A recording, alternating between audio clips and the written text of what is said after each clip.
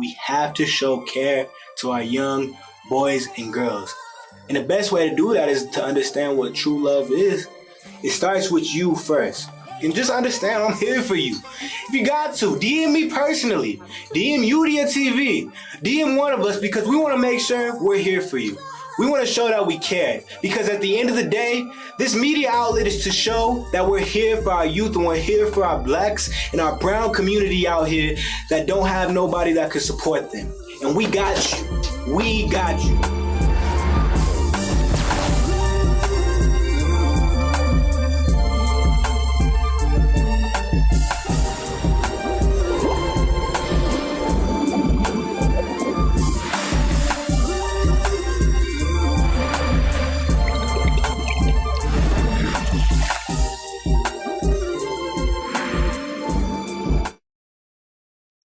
I'm Donnie. I'm Kalia. And I'm Janelle. And we are No Justice, No Peace, an unrestricted revolution. So let's start off by talking about where did unrestricted revolution come from? You guys can obviously tell there is a change in our identity. After KJKP, we used to say the take, and now you guys are hearing an unrestricted revolution. This basically is just signifying us breaking the shackles that were restricting us from giving you all our real take. Exactly. And I feel like, to be honest, while we were making the podcast at the school, we really did feel censored. We felt restricted. And we just felt like if we spoke too much about, the things that DPS didn't want us to talk about, all the issues going on, then, they would try to get us to quiet down. They would try to silence us. So I feel like in this new phase of No Justice, No Peace, we were already a revolution before. We already had our platform. We knew what we were doing. But right now, under this new situation we're in, we really are unrestricted. And I will be the first to tell y'all there was a lot of chaos and blasphemy going on within our lawsuit with DPS. And throughout that, there were definitely a lot of different perspectives as well. And I just feel like a lot of people didn't understand why we felt the way we felt because they didn't understand the significance of what was going on for us. And I feel like a lot of that has to do with how heavily DPS pushed the notion of just for black troublesome young girls trying to cause trouble for innocent people and innocent workers in DPS, that were not doing their jobs. But they were saying basically we were trying to paint them as prejudiced or racist. And that, my friends, is a prime example of a single story. And before we go into this, we define a single story as a negative, one-sided representation of a person, event, really just anything where you're only telling one side of the story instead of the full thing. And I know something we've talked about time and time again on the podcast is how, in Black history, in school, we're so taught so much about our negative aspects of our culture, like slavery, like all the things that we've gone through, that we really aren't taught about all the great things that we've done in history. And that really affects the single story of Black people as a whole. Like I know, for example, Mansa Musa. Period. If more black children knew that Mansa Musa was actually the richest man to ever walk this earth, and it was not Bill Gates. Right, and I didn't learn about Mansa Musa until we went to the African American trip or African American Museum in DC. I didn't learn that in school. And that's exactly why this season is called The Dangers of a Single Story. We gave a few examples already, like with Mansa Musa, but specifically this season, we're focusing on our single story. We have created this platform just so you guys could share your single stories as well, because we want to hear y'all single stories. We do. And we know that single stories are hard. People all the time believe what they have been told without hearing the full story. Someone could tell one side of a story, just one single story, without giving your perspective or without giving your side, and it feels like that's become part of your identity.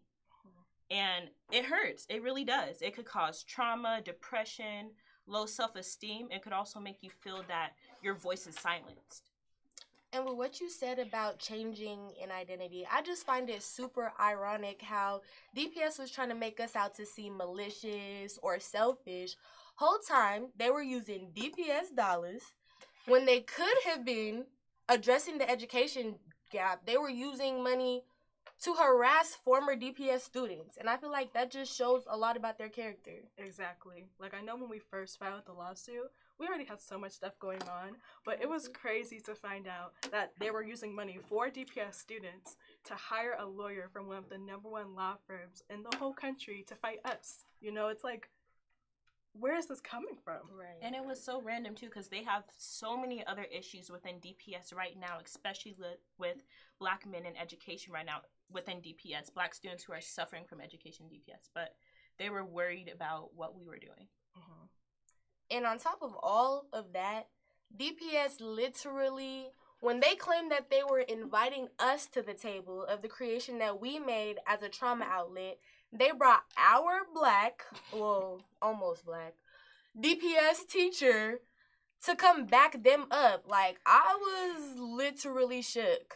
Yeah, it hurt. I mean, I just remember, I don't know if I'll say Girl. her name or not, but I just remember our Black teacher walked in, and I was so happy to see someone that looked like us, someone who knew what we have been through, be able to support us in that room, but instead, she turned on us. I literally remember when she walked in, I was like, hey, Miss Roberts, I said DFC, because I had this big old purse. If anyone knows me, they know I'm constantly carrying around this fat purse. But it had its own seat, and I seen her walk in, and I was like, okay, let me move my purse. I'll let this lady sit here. And, she sat down, and, it was a bit strange. The first thing she said was, corners are uncomfortable. And she walked over and sat next to DPS's legal representative. And what was she doing? She was laughing and giggling the entire time. It was crazy. It was definitely crazy. But that just really goes to show you, like, how low DPS will really go to attack students, and students of color in specific, I feel. Mm-hmm. And I feel like at that time, like, we already had a lot of things going on. Like, we're seniors in high school. We all have different lives going on, and we felt just like so hopeless. We felt harassed, and I feel like at that time we were really at our lowest, because like, this is our outlet, this is our podcast. Mm-hmm. We've been doing this since like 14, 15, 16 years old. We're literally a part of our childhood, and they're trying to claim it. And I feel like at that moment we're just so grateful that we had people a part of our community, like Jeffrey Cass, who was our amazing attorney in the case, Wayne Watts, Ryan Ross, who actually connected us to Jeffrey Cass, Carrie Joy, Vernon Jones, Brother Jeff, Ryan Ross, sorry, I said that. Brother Jeff, shout out to you, Ryan. We love you so much. And like, just all these people who gave us hope, and they truly saw through DPS's BS and just saw who we were. They knew who we were. They weren't trying to, follow what DPS was putting out there about us, and they were really giving us the resources and love that we needed at the time. So thank you just so much. And I'm actually pretty shook, like, just thinking about it, how DPS had absolutely zero shame bullying us on camera. Like, literally, I just feel Black students can never win in DPS. Never catch a break.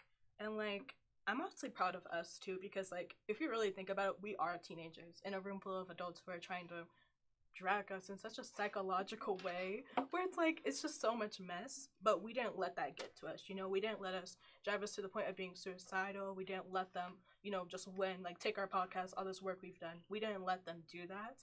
And I know a lot of people at DPS are probably mad about that, but they can keep being mad, because we're gonna keep still working. Like, simple. Literally. Simple. And I feel like before we go into this episode, we've already made a couple of people DPS and not triggered. So why don't we go into our trigger alert? If you are not 110% in support of Black Lives Matter, please dismiss yourself. If you are in any sort of agreement with the systematic oppressions this country has inflicted on minorities, once again, please dismiss yourself. And if you are not willing to give every bit of the power that the people so undeniably deserve, then please dismiss yourself. Because in a few moments, you'll witness vast amounts of Black engagement. And if you do not dismiss yourself, then the thoughts, facts, and feelings we're about to share will most definitely dismiss you.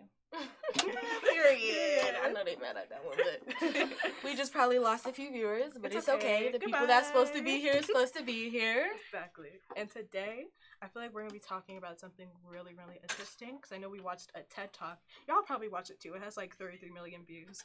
Really good stuff. It's called The Dangers of a Single Story by Chimamanda Adichie. And during this whole TED Talk, she's talking a lot about what we're talking about right now, single stories, and how she grew up in Nigeria, and a lot of the single stories that she faced when she moved to America. Too would think that Africa was a place of beautiful landscapes, beautiful animals, and incomprehensible people fighting senseless wars, dying of poverty and AIDS. unable to speak for themselves, and waiting to be saved by a kind white foreigner. I would see Africans in the same way that I, as a child, had seen Fide's family. This single story of Africa ultimately comes, I think, from Western literature.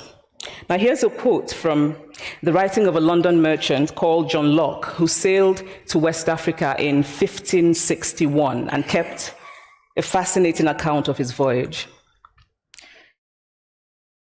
I just love that video, but I also feel like she really sets the pace for what a single story is and what it looks like in her life. And I know we've kind of already resonated a little bit, like our journey as a podcast, what a single story is. And even though a lot of people, or even though we may know our full story, because, you know, we went lived through it, it. whether we can talk about it or not, and we know the truth behind who we are as people and as a group, but when people, especially our audience, people in school, people everywhere are taught just one side of who we are, like how you said before, like how we're just trying to paint certain people out to be prejudiced or racist, it's like... I'm sorry, I really don't mean to cut you okay. off, but even the single story that a lot of students had about us, like we were just conceited, we were just, you know, we just wanted to be seen, whatever, and the whole time what we were really pushing for was something that could benefit all of us, and it's just like, where could that have came from and who could have addressed that? Exactly, and I feel like that's why it's so important too, where like, as people, it's really easy to believe in single stories, but it's so much better, not only for us, but for everyone involved, especially because our mental health was so impacted by that, to take the time to sit down and learn the full story and not just believe what's being pushed to you. Right. Facts. So that is how to create a single story. Show a people as one thing, as only one thing, over and over again, and that is what they become. It is impossible. And now, like, since we've talked a little bit more about what a single story is, I want to ask y'all, because, like, I know we have a lot to talk about when it comes to this topic. Before we experienced our single story as a podcast, what was a single story that you believed and one that was held against you? I know, deep stuff.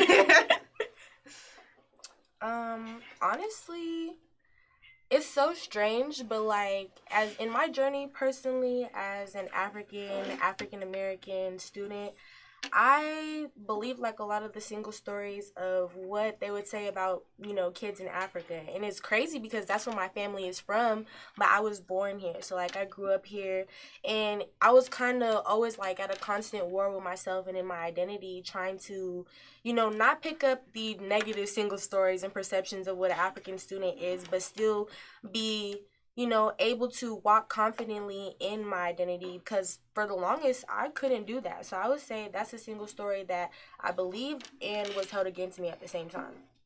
I could definitely like resonate with that too, because I remember there's a lot of things I believed about Africa as well, like always not having enough food, always being really poor, not having enough water. But once COVID started, TikTok started sharing around the world, I saw so much about Africa that I'd never seen before, and I'm like, oh shoot, I want to go to Africa. Not too far behind. And I know, especially like growing up, especially in middle school, there was a lot of single stories about cultures that I did not know about. And a lot of the information that I was looking up came from online. And there's a lot of views, of course. There's a lot of single stories on social media. And I started to believe those without actually experiencing or learning more about the people from those cultures.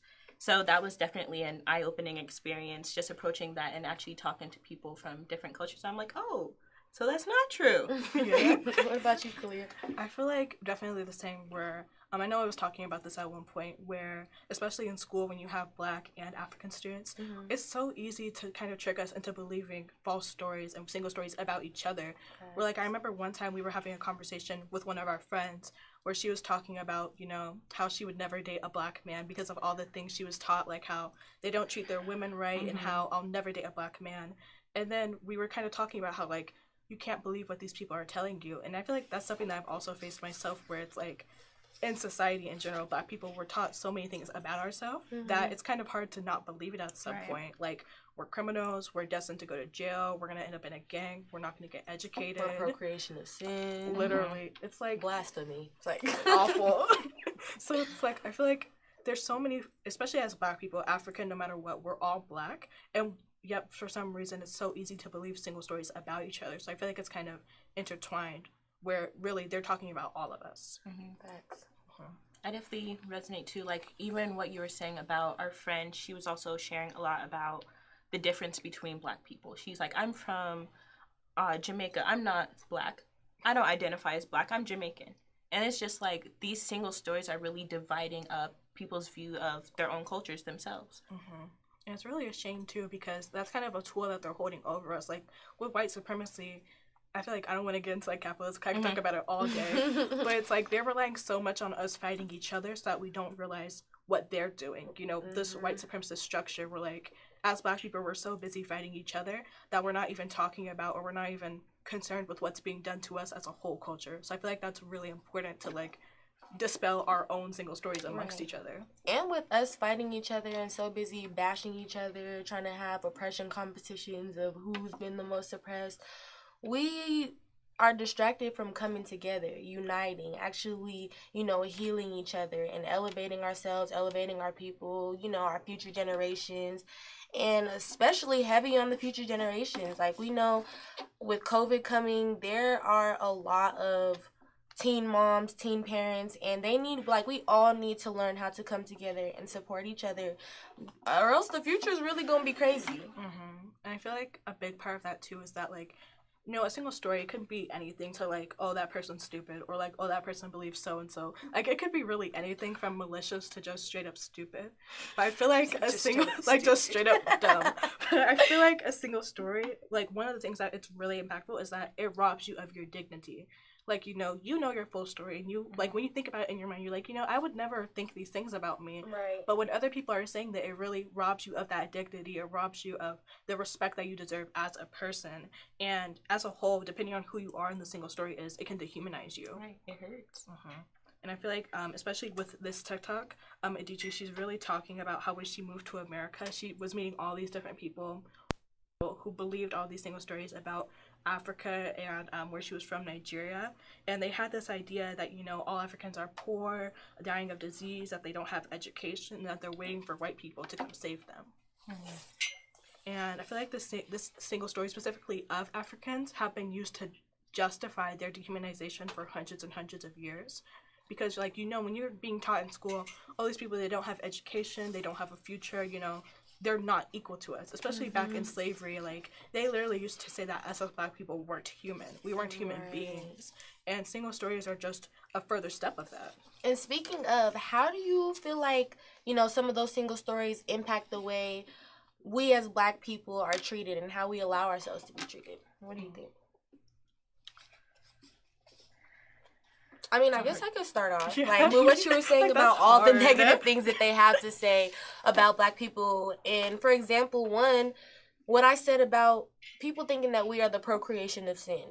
That alone is like a very heavy burden for people to, you know, walk around with. And especially when, like you said, often in schools, they start with slavery. They start with the negative aspects of what we're going through. That carries on into, you know, how we act in a classroom, how we act in everyday life, how we feel about ourselves internally, the things that we believe we can do. And I really feel like that puts a cap over us, like a glass ceiling. I feel like, too, like, I totally agree with that. And I also feel like when you're being taught about, like, you know, your ancestors came from slavery, it's really, like, not only dehumanizing your ancestors, but, like you said, it's putting a cap on who you can be. Because even though, like, it's the past and it's history, when they don't show you all the progress that's been made and they don't show you the capability of Black people, it kind of subconsciously makes you think, like, okay, my ancestors went through all of this. What's a chance for me to not go through that? You know, like, I'm being taught, Black people, we don't get jobs as often, we don't get education as often, so what am I going to do? You know, like, is there really space for me to grow and improve?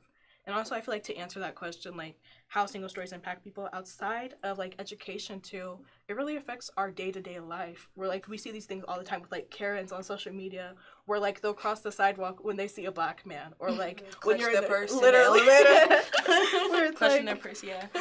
like, anyway, like, I think it's also, like, when we're going back to social media, it's what's being shown in social media.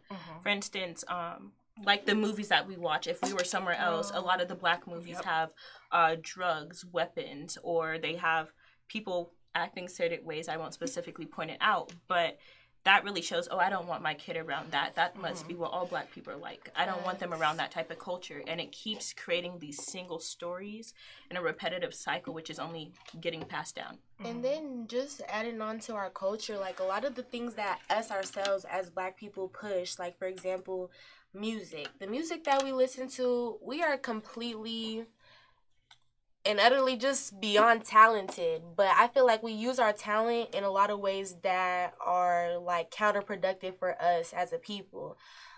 Just people feeling like the only way for them to make it out is to be a rapper or to be literally in the streets selling drugs or to have to play a sport. Like there's a lot of things that we remove ourselves from, a lot of experiences and a lot of benefits that we don't get to, you know, experience just because of these single stories. Exactly. And I feel like just on top of that too, like how you're talking about in the future, how we need to, you know, create the system where Black people in the future have the chance to grow and to really grow outside of these single stories. Because I feel like for hundreds and hundreds of years, it hasn't been taught, but we have disproved a lot of those single stories about us. It's just that they aren't put on a scale or put on a platform as much as all the other stuff. And I feel like that happens everywhere, where it's like, if you do a bunch of good things, nobody will notice. But if you do one bad thing, It's everybody, everywhere. literally. Yeah. That's crazy. And I feel like, you know, a lot of those things, on top of just like how it represents us, it really does affect our lives, like especially with police brutality, where, you know, a lot of these officers, we've talked about this before on the podcast, where it's like these officers have implicit biases about Black people, where it's like, you know, even though they won't say it out loud, like, oh, this person probably has a gun, or they probably have drugs in their car, or they're probably dangerous. And that contributes so much to police shootings, where it's like, and not even just police shootings, but just in general in society, where Black people are killed for no reason based off of the single stories they have about us. And for example, single stories even work against kids in classrooms for, like, you know, the people that they're supposed to trust. Kids spend majority of their life in school learning and with their teachers, so there's a level of trust that parents leave with teachers when it comes to their students. And I just think that if a you know, a teacher has a single story of a student or a certain group of students, certain race of students, that impacts how they're teaching that student, and it's going to impact how that student is learning, which impacts, you know, how that student acts in the world, and it has like a domino effect. Yep, it does. I feel like we see that all the time too, with like how you said the education gap, where it all really starts with the teacher, where, you know, you can have Black kids, like, where we say this all the time, every child has potential. You know, it really just comes down to who is teaching them and who is leading that way. And if students are in school where their leaders don't believe in them and they think, oh, they're just going to drop out, or oh, they're not going to do anything, you're pushing that single story on them and almost making it a reality, where like you're really speaking things into reality, where if you tell a student over and over again, you're not going to be successful, you're just going to end up like so single story, you're creating that reality for them, and it's not okay. So Adichie, in her TED Talk, she did address what we can do to, you know, get away from those single stories and those single perspectives that people have internalized. And that's by balancing stories out.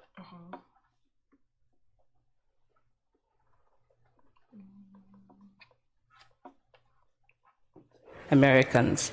And now this is not because I'm a better person than that student, but because of America's cultural and economic power, I had many stories of America. I had read Tylan, Updike, and Steinbeck, and Gateskill. I did not have a single story of America. When I learned some years ago that writers were expected to have had really unhappy childhoods to be successful, I began to think about how I could invent horrible things my parents had done to me. But the truth is that I had a very happy childhood, full of laughter and love, in a very close-knit family. But I also had grandfathers who died in refugee camps. My cousin, Polly, died because he could not get adequate health care.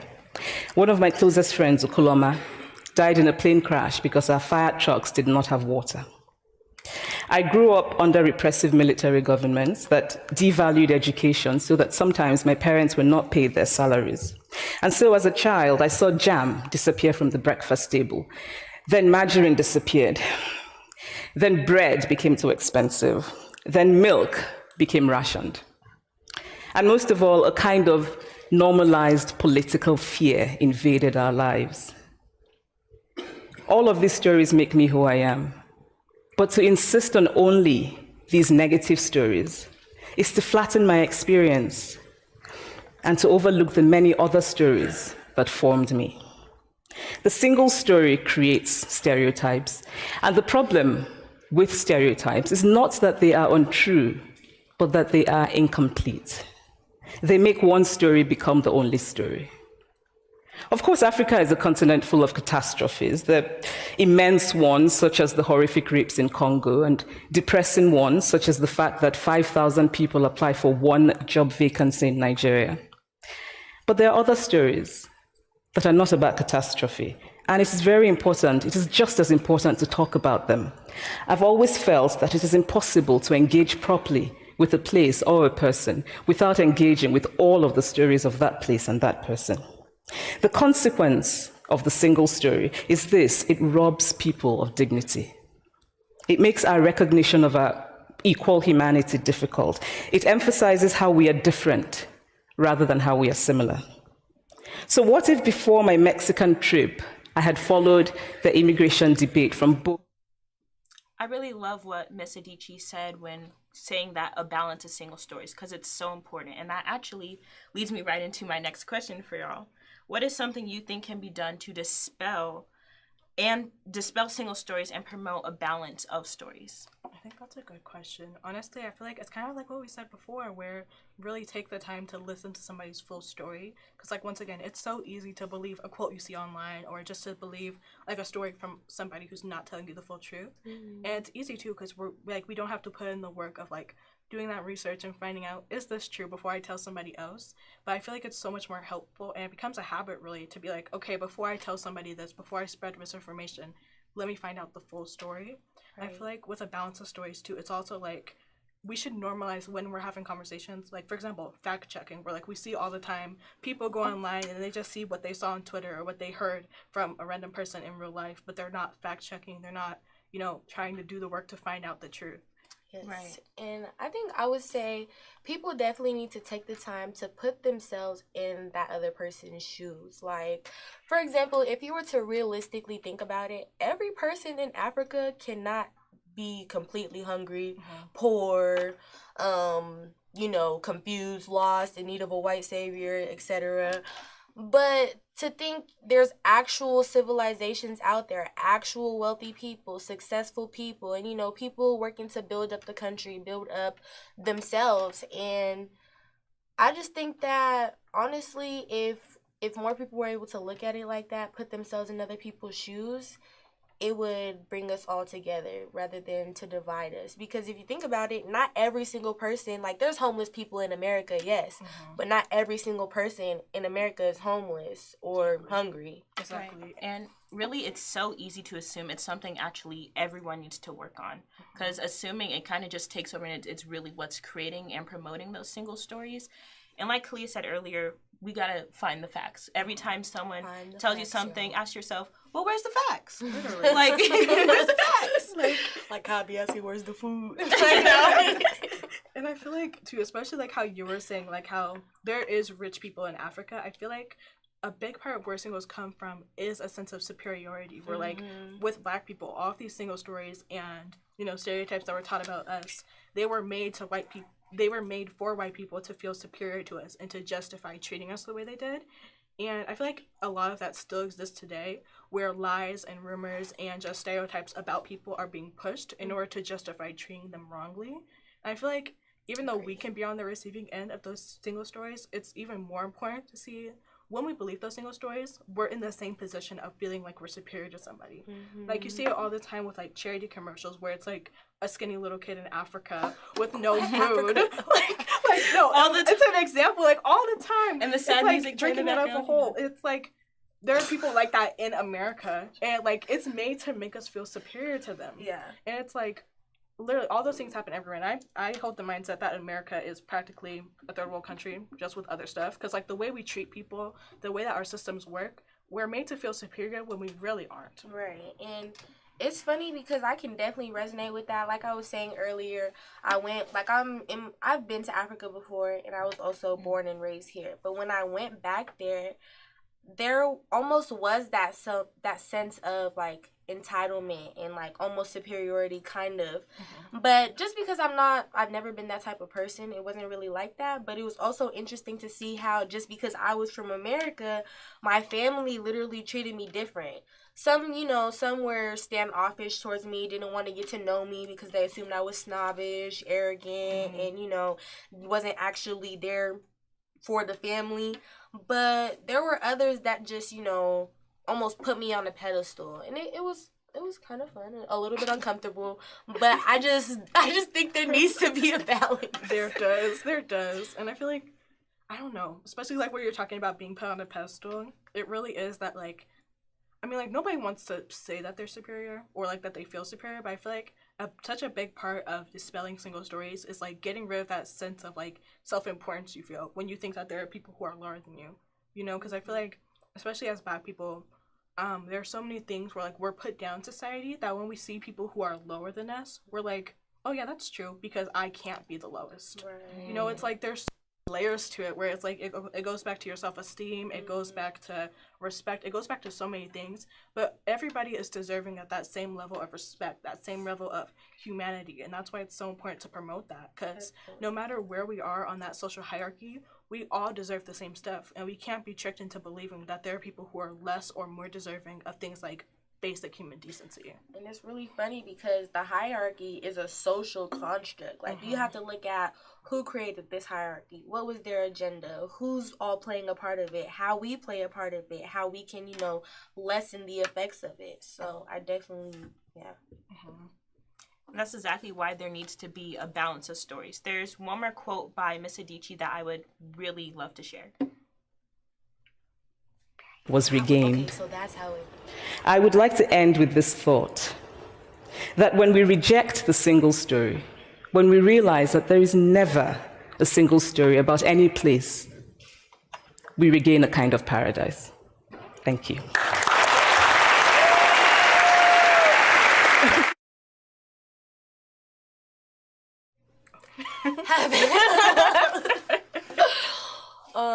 We definitely miss being back. Honestly. I want to ask if any of you guys have ever experienced a single story. If you have, we would love for you to come on the show, come and provide your single story, and broaden the perspective. You never know who you could impact, whose single story you can change, and what you could do in this world. So definitely come email us to get on the show. Right, and if you're interested, there will be a form that you could fill out in the description box, and you can also email us at kjkp.